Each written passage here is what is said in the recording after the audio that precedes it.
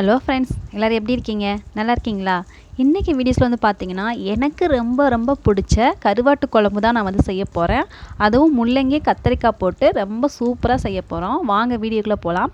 வீடியோக்குள்ளே போகிறதுக்கு முன்னாடி இது வரைக்கும் நம்மளோட சேனலை சப்ஸ்கிரைப் பண்ணாதவங்க சப்ஸ்கிரைப் பண்ணுங்கள். கூடவே பெல் ஐக்கனே மறக்காமல் கிளிக் பண்ணுங்கள். அப்போ நம்ம போகிற வீடியோஸ்லாம் கருவாட்டு குழம்பு வைக்கிறதுக்கு என்னென்ன எடுத்துருக்கேன்னு பார்த்தீங்கன்னா, காய்கறி வந்து பார்த்தீங்கன்னா முள்ளங்கி எடுத்திருக்கேன். இது வந்து அந்த சிவப்பு முள்ளங்கி. அப்புறம் பார்த்தீங்கன்னா கத்திரிக்காய் எடுத்திருக்கேன்.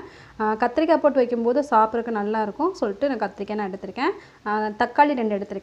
அதுக்கப்புறமா 2 வெங்காயம் எடுத்திருக்கேன். கூடவே 2 பச்சை மிளகாய் எடுத்துக்கிறேங்க. இந்த சைஸில் நான் வந்து பார்த்திங்கன்னா புளி எடுத்திருக்கேன். இதை நம்ம வந்து தண்ணியில் வந்து ஊற போட்டு இப்போயே ஊற போட்டு வச்சிட்டோம்னா நம்ம குழம்பு தாளிக்கும் போது நமக்கு வந்து கரெக்டாக ஊறி இருக்கும். அதனால் நம்ம இப்போவே தண்ணியில் வந்து ஊற போட்டு எடுத்து வச்சிடலாம். வெங்காயம் வந்து பார்த்திங்கன்னா சின்ன வெங்காயம் தான் நம்ம வந்து சின்ன வெங்காயம் எடுத்துக்கலாம். சின்ன வெங்காயம் இல்லாத பொழுது நம்ம வந்து பெரிய வெங்காயம் யூஸ் பண்ணிக்கலாம். இப்போ நம்ம இது எல்லாத்தையும் நான் வந்து கட் பண்ணி எடுத்து வந்துடுவாங்க.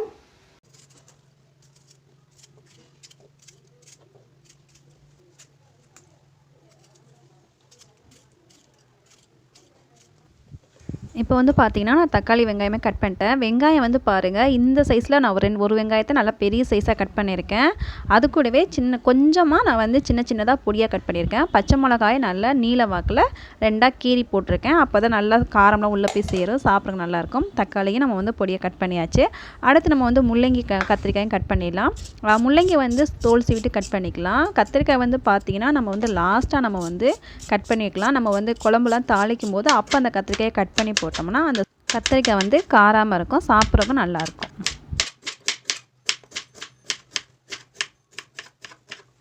இப்போ நீங்கள் பார்த்தீங்கன்னா முள்ளங்கி ஃபுல்லாகவே கட் பண்ணி எடுத்தாச்சு. இப்போ நம்ம இதை வந்து தண்ணியில் போட்டு நம்ம அலசி எடுத்துகிட்டு நம்ம வந்து தாளிச்சலாம் வாங்க. தாளிக்கிறதுக்கு முன்னாடியே வந்து முள்ளங்கி நம்ம வந்து வதக்கி எடுத்துடலாம். அதுக்கு வந்து நான் கொஞ்சமாக எண்ணெய் சேர்த்துக்கிறேன். எண்ணெய் சேர்த்துட்டு முள்ளங்கி நம்ம அது கூட சேர்த்துட்டு நல்லா வதக்கி எடுத்துருங்க.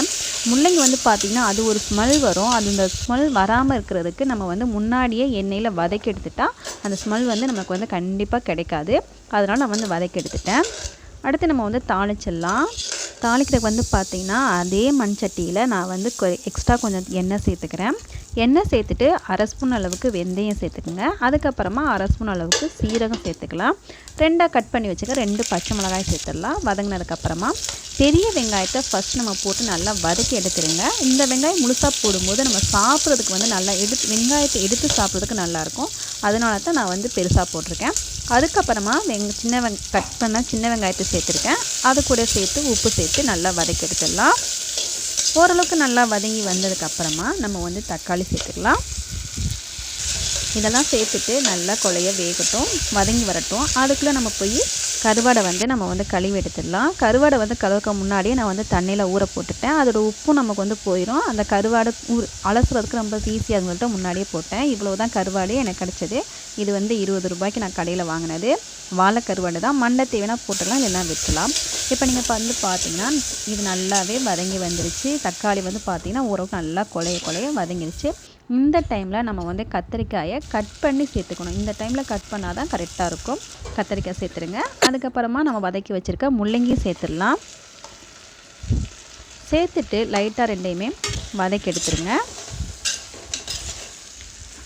ஓரளவுக்கு நல்லா வதங்கினதுக்கு அப்புறமா நம்ம வந்து தண்ணி சேர்த்துக்கலாம். தண்ணி சேர்த்து ஃபஸ்ட்டு காயை வந்து வேக வச்சுருங்க மூடி போட்டு. ஏன்னா மிளகாத்தூள் புளியெலாம் சேர்த்தோம்னா கண்டிப்பாக முள்ளங்கி வந்து வேகாது, அப்படியே இருக்கிற மாதிரி இருக்கும், காய் வேகாது. அதனால ஃபஸ்ட்டு வேக வச்சுருங்க. வெந்து வந்ததுக்கப்புறமா தான் நம்ம வந்து மசாலாத்தூளும் சரி புளியும் சரி சேர்க்கணும். இப்போ ஓரளவுக்கு வெந்ததுக்கப்புறமா மிளகாத்தூள் வந்து 1.5 ஸ்பூன் அளவுக்கு சேர்க்குறேன். அதே மாதிரி மல்லித்தூளும் 2 ஸ்பூன் அளவுக்கு நம்ம வந்து சேர்த்துக்கலாம். குழம்பு வந்து திக்காக கிடைக்கும். இப்போ தேவையான அளவுக்கு தண்ணி சேர்த்து அதையும் நம்ம வந்து ஓரளவுக்கு கொதிக்க வச்சுருங்க. அந்த மிளகாத்தூள் வாசனை போகிற அளவுக்கு நம்ம வந்து கொதிக்க வச்சிடலாம்.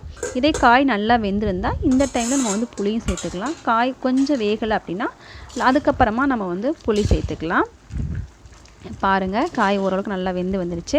இந்த டைமில் நம்ம வந்து புளி சேர்த்துக்கிறோங்க. புளி நம்ம வந்து முன்னாடியே ஊற வச்சதுனால நல்லா கரைச்சாச்சு. இப்போ நான் வந்து பாப்பாக்காக ஒரு முட்டையை நான் அது கூடவே சேர்த்துட்டேன். முன்னாடியே சேர்த்துருக்கலாம், இப்போ தான் நான் வந்து சேர்க்குறேன். இப்போ மூடி நல்லா கொதிக்க வச்சிடலாம். இப்போ வந்து பாருங்கள், காரக்குழம்பு அளவுக்கு நமக்கு நல்லா ரெடி ஆயிடுச்சு. இந்த டைமில் கடைசியாக நம்ம வந்து கருவாடு சேர்க்கணும்.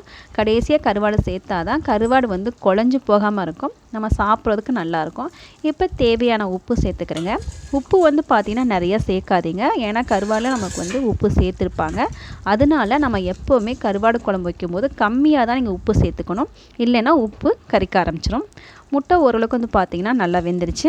அப்போ நமக்கு வந்து காய் எல்லாமே ஓரளவுக்கு வெந்திருக்கும், ஏன்னா நம்ம வந்து லாஸ்ட்டாக தான் சேர்த்தோம். கருவாடு வந்து பாருங்கள் நமக்கு வந்து உடையாமல் கிடச்சிருக்கு. இந்த கடைசியாக வந்து பார்த்திங்கன்னா கொத்தமல்லியும் கருவேப்பிலையும் நான் சேர்த்துக்கிறேன். கருவேப்பிலை கண்டிப்பாக முன்னாடி சேர்த்துக்கிறேங்க, நான் வந்து லாஸ்ட்டில் சேர்த்துக்கிறேன். வாசனை வந்து பார்த்திங்கன்னா நல்லா கமகமன்னு வருது. எனக்கு இப்போவே சாப்பிட்ணும் அப்படிங்கிற மாதிரி தோணுது.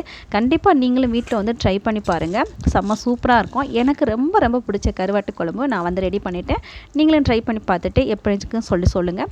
இந்த வீடியோஸ் வந்து உங்களுக்கு பிடிச்சிருந்துச்சுன்னா லைக் பண்ணுங்கள், ஷேர் பண்ணுங்கள், கமெண்ட் பண்ணுங்கள்.